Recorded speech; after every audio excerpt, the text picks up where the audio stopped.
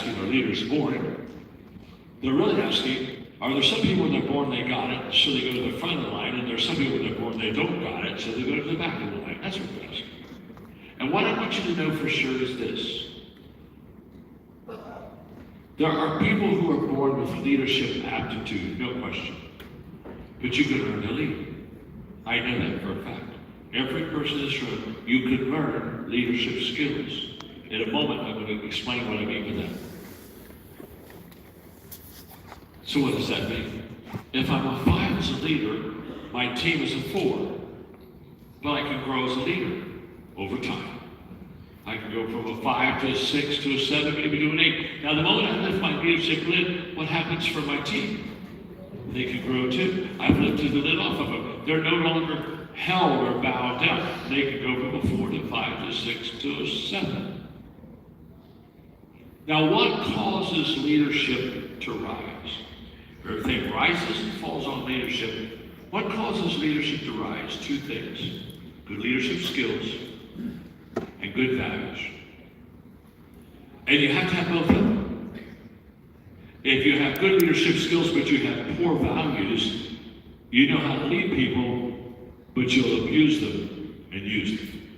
You'll manipulate them. If you have great leadership values and you care for people but you don't have leadership skills, the good news is you'll make a great friend, but you'll not make a good leader. You got to have both. When you have both, and you cultivate and learn them, then you begin to grow as a leader. Now, in leadership, there's another law in my 21 Laws of Leadership book. It's called the law of process. And the law of process says leaders develop daily, not in a day. What that means simply is it takes a long time to develop leadership skills. That's why I have mentoring programs for companies, so I can help them through a process, because it's a process. You don't learn leadership by coming to one event like this. You don't come to learn leadership by listening to me speak for a couple of hours. You don't become a great leader by buying a leadership book. It's a process. It's doing certain. Remember, 1 hour a day, every day for 5 years? Okay, it's a process. The challenge is that when companies call us so many times, because I have a leadership training company too, I have seven companies. But when people call us to train them in leadership, they'll say, oh my gosh, we got to get some leadership. We need to get some leaders fast.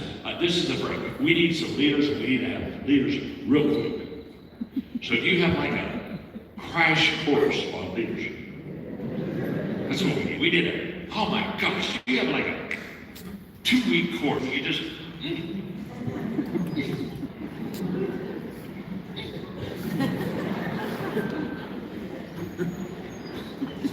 And when it comes you see, here's the problem. Too many organizations, they want to microwave leaders. They got this leadership microwave, and they put their leaders in there, and they push some buttons, and they zap them. Yeah, they zap them. That's why we have so many Pop-Tart leaders running around. They've been zapped. You can't microwave leaders. You got to crock pot leaders. You got to relax. You got to let it marinate. You got to let it go through a process. It takes time. That's why I'm committed to mentoring leaders, because is one book going to do it? No. Is one conference going to do it? One seminar going to do it? One leadership training course, in 2 weeks? No. I'm still learning and growing myself. I'm still in the leadership crock pot myself. But I know this. You don't need to be microwaved. You don't need a crash course. You don't need to be zapped. Leading matters. Now I'm going to give you the last one. You're so good. I could do leadership. I could do leadership for days. That leadership's a thing. Let me give you one more. And the reason I'm going to give you just one more, which is the five things that really matter, is because I want to do Q&A. But as I'm watching you've been sitting for 2.5 hours. And some of you got to go to the bathroom. And I can tell because you're wiggling way too much. Now, no, it's not you. It's not you. It's not you. It's the person on your. That's the one. You know. In fact, you've been watching them wiggle yourself, and they're making you nervous. You're just saying, would you stop? I'm starting to have to pee because of you. Now, what I've learned as a communicator and leader is never, ever try to teach and communicate when people have to go to the restroom. You're not that good. And never, ever try to communicate when people are hungry. I mean, haven't you not, hasn't it been sometimes before lunch and you heard a guy talk and it's lunchtime and he's just like he's going to talk forever and you say to yourself, oh my gosh, I wonder if he realizes lunchtime's here and I'm really hungry and I wonder if he's going to break us. And, oh my gosh, my stomach's starting to growl. Now let me explain something about that person. If somebody's lecturing and teaching and it's lunch hour, just look at them. If they look like me, you're going to have lunch. If there's some skinny son of a gun, you're in trouble. You understand?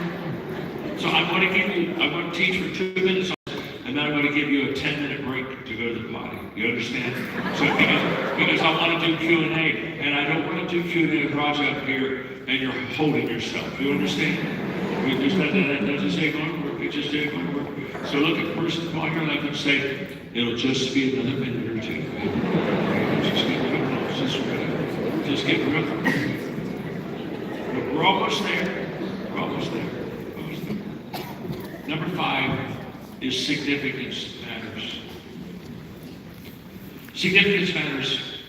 There's a difference between success and significance. I remember I used to go up and do the Indianapolis 500, the big race that they have in the United States every year. And Tony George owned the Indianapolis 500. He'd had to come